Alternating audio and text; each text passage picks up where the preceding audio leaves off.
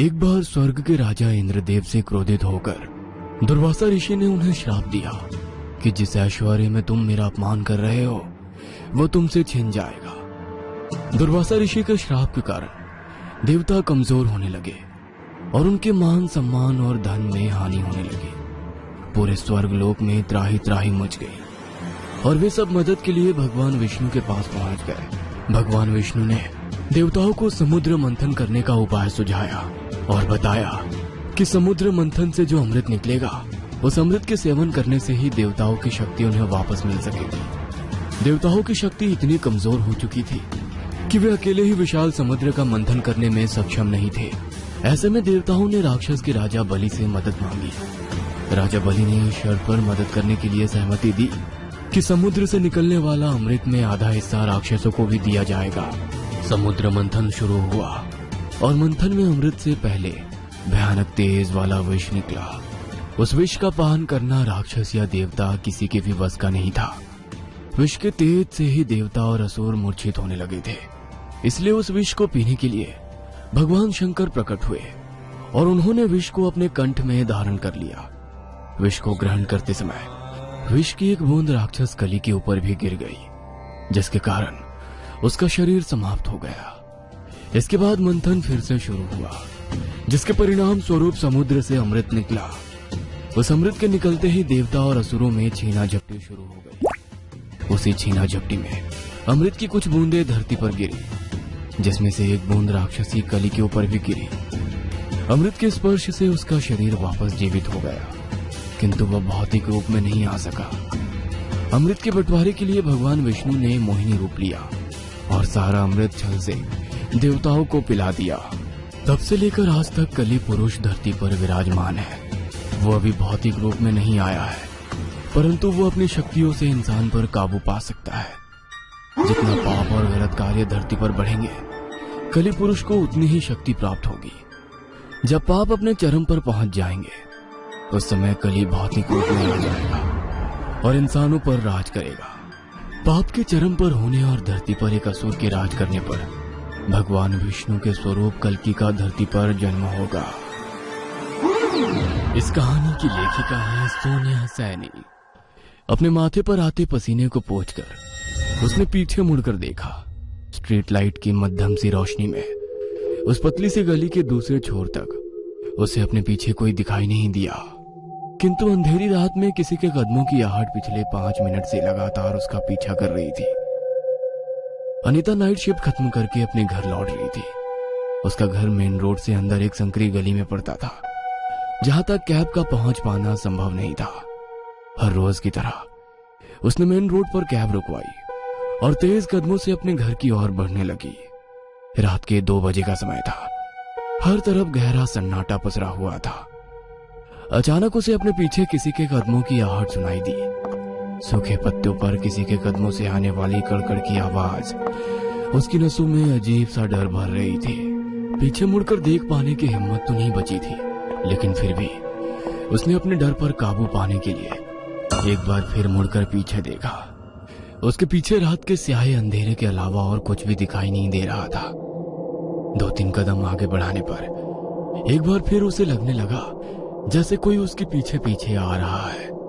डर से उसका पूरा शरीर पसीना पसीना हो गया था। खतरा भांपकर उसने बिजली की सी तेज से अपने बैग की पॉकेट खोली और उसमें रखे स्प्रे की बोतल को निकालकर अपने हाथों में पकड़ लिया। बोतल हाथ में पकड़कर जैसे ही वो आगे बढ़ने को हुई, उसकी आंखों के सामने एक काला सा धुआं फैल गया। यह धुआं इतना घना था कि एक पल को उसे आगे बढ़ने का रास्ता भी समझ नहीं आया। अगले ही पल उस धुएं के पीछे से एक आदमी ने निकलकर एक भारी भरकम हथौड़ा उसके सर पर दे मारा।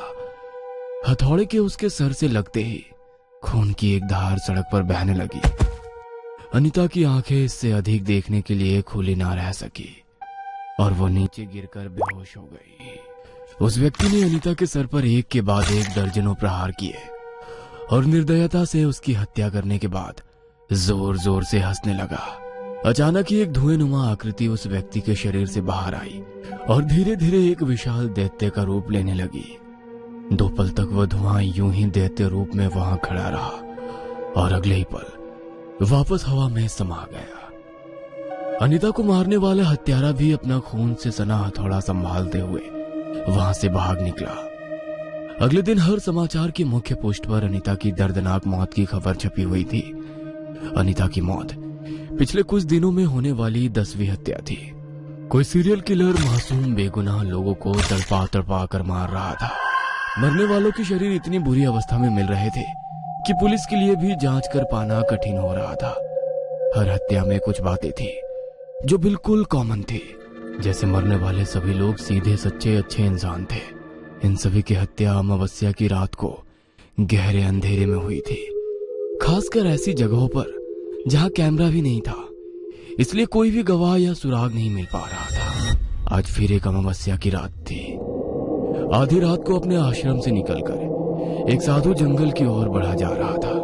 जंगल के बीचों बीच उसने महसूस किया कि कोई धुआंनुमा आकृति उसका पीछा कर रही है।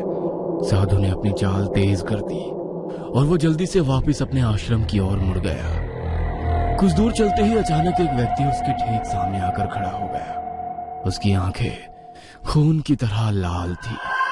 हाथ में चाकू पकड़कर वो क्रोध से साधु की ओर देखने लगा और एक जानवर की तरह उसकी ओर झपटा। साधु श्री नारायण हरि का नाम लेकर उसके हाथ से चाकू छीनने का प्रयास करने लगा। साधु ने अपने हाथों में रुद्राक्ष की माला लपेटी हुई थी। उस माला के स्पर्श होते ही वह हत्यारा बिजली के करंट की गति से उछलकर दूर जा गिरा। अगले ही पल जैसे वह हत्यारा होश में आ गया था, साधु को अपने सामने देखकर वो घबराकर पीछे हटने लगा। साधु की जोर से श्री नारायण हरि की आवाज सुनकर आश्रम में रहने वाले साधु और शिष्य बाहर निकल आए और उन्होंने हाथ में चाकू पकड़े हुए उस व्यक्ति को पकड़कर पुलिस के हवाले कर दिया। सच सच बताओ, आखिर तुमने क्यों इतने सारे लोगों की हत्या की? आखिर उन्होंने क्या बिगाड़ा था तुम्हारा? मैंने किसी को नहीं मारा साहब, मैं तो एक चोर हूँ।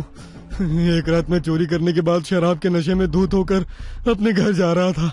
अचानक ही मुझे ऐसा लगा कि किसी ने मुझे मेरे नाम से बुलाया है। पास जाकर देखा तो वहाँ एक काली सी परछाई दिखाई दे रही थी। उस दिन के बाद मेरे साथ क्या हुआ, मैंने क्या किया, मुझे कुछ नहीं पता साहब। पुलिस को कहानियां सुनाता है, हम तुझे बेवकूफ नजर आते हैं? हाँ, तूने एक दो नहीं पूरे 10 लोगों की इतनी निर्मम तरीके से हत्या की है कि कोई मान ही नहीं सकता ये इंसान का काम है। भोलेपन का नाटक बंद कर, तू तो इंसान कहलाने के लायक भी नहीं है। मैं बस चोर हूँ साहब, मेरी बात का यकीन करो।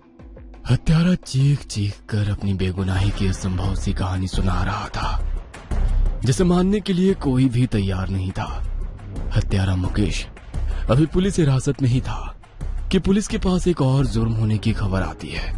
इस बार हत्यारे ने हाईवे पर गाड़ी रुकवाकर उसमें बैठे 5 लोगों की बेदर्दी से हत्या की थी। अगर ये किलर यहाँ है तो ये मर्डर किसने किया? बिल्कुल वही तरीका, अमावस्या की रात को हैवानों की तरह हत्या करना। आखिर क्या पहेली है ये सब? कहीं ये किसी गैंग का काम तो नहीं? इंस्पेक्टर दयाशंकर मन ही मन उधेड़ बोन में लगा हुआ था। मुकेश के ठिकाने से पिछली हत्याओं में उपयोग किए गए हथियार बरामद हो गए थे, जिससे उसका अपराध साबित हो रहा था। साथ ही साथ अब तो हर दूसरे तीसरे दिन शहर में हत्या, चोरी, डकैती, बलात्कार जैसे अपराध ऐसे बढ़ते जा रहे थे कि लग रहा था शहर के चप्पे चप्पे में अपराधी ही घूम रहे हैं। स्थिति पुलिस के नियंत्रण से बाहर हो गई थी। रात का समय था। अपने विचित्र केसों के बारे में सोचते सोचते दयाशंकर को नींद आ गई थी। अचानक ही उसे नींद में एक आदमी कुल्हाड़ी से छोटे बच्चे पर हमला करता नजर आया। हमलावर कोई सामान्य व्यक्ति नहीं लग रहा था। उसके सफेद चेहरे पर फैली मनहूसियत को देखकर लगता था वो कोई इंसान ना होकर नरभक्षी हो। दयाशंकर ने देखा मर्डर साइट से सिटी हॉस्पिटल की बिल्डिंग दिखाई दे रही थी। अचानक ही चौंक कर उसकी नींद टूट गई। उसे एक अजीब सी बेचैनी महसूस हो रही थी। अब वो एक पल के लिए भी बिस्तर पर लेट नहीं पा रहा था। उसने उसी पल अपनी गाड़ी निकाली और सिटी हॉस्पिटल की ओर दौड़ा ली। अस्पताल से कुछ ही दूरी पर एक आदमी हाथ में कुल्हाड़ी लिए धीमे कदमों से चला जा रहा था। उसकी कुल्हाड़ी पर खून लगा हुआ था, जिससे टप टप कर खून टपक रहा था। दयाशंकर ने हड़बड़ाकर गाड़ी उस आदमी के सामने रोक दी, उसे गिरफ्तार करके गाड़ी में बिठाया और पास के घर में खुले दरवाजे से डरते हुए भीतर घुस गया। सामने का नजारा देखकर उसकी आंखों में आंसू आ गए थे। उसका सपना हूबहू सच होकर उसके सामने था। ये कैसी पहेली थी? क्या सपने में देखी हुई बातें सत्य हो सकती है? एक के बाद एक ऐसे ही दयाशंकर को विजन्स दिखाई देते और मौका वारदात पर जाने पर सब कुछ सत्य होकर उसके सामने आ जाते। दयाशंकर के हाथों जो भी अपराधी पकड़ा जाता एक ही कहानी सुनाता कि उसने कोई अपराध नहीं किया। उसे हत्या से पहले एक काली भयानक परछाई दिखाई दी और उसके बाद उसे कुछ भी नहीं पता कि उसने क्या किया। दयाशंकर जानता था कोर्ट में इस तरह की बात करना बेवकूफी होगी। कानून इस तरह काला साया दिखने की बात को कभी स्वीकार नहीं कर सकता।